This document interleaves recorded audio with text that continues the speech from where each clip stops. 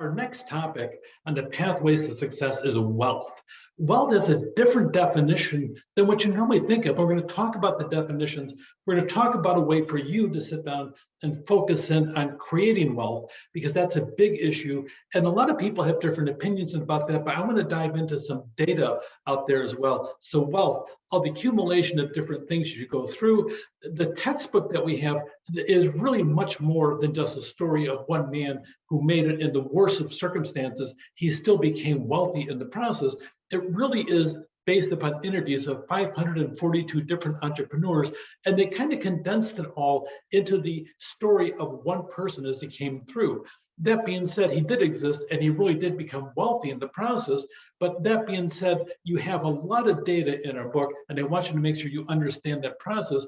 Don't be deceived by our title today of wealth, because it really sits down of the power to choose, the different things that we do to create wealth. You see, wealth is in the top corner there in the process about creating wealth. It really is all about your personal mindset, what you want to choose to sit down and go out there. So creating wealth, looking at your nest egg out there, looking at the creation of a long-term stream of income coming through in the process. If money is your hope for independence, you'll never have it.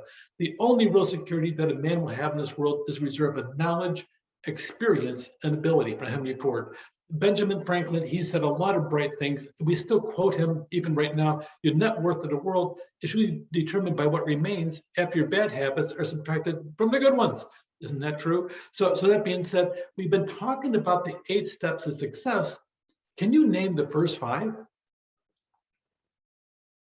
If you can't, here they are, okay, but opportunity, choice, brand, persistence, action, knowledge, community, wealth. But wait a minute, that's not the order, but who says what the order is?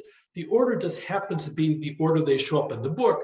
That being said, you can sit down and arrange these in any order that you as an individual choose to have. So whichever one of these that your strong suit is, you want to sit down and pursue that and have that as your focal point. And always keep in mind, you want to include all the other one to complete your personality as a good entrepreneur, your success traits. Okay, what should be the order? That's all determined by you in the process. So why this order? Wealth is number 5. Wealth could be number 1. But think about this in the process. I want to open up this chapter talking about, are you choosing and are you paying attention to the titles of each chapter?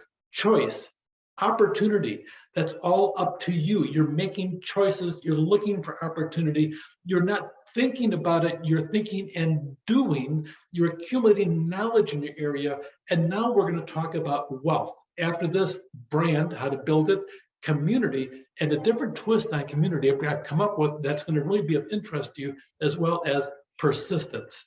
So that being said, what order should top each be to you?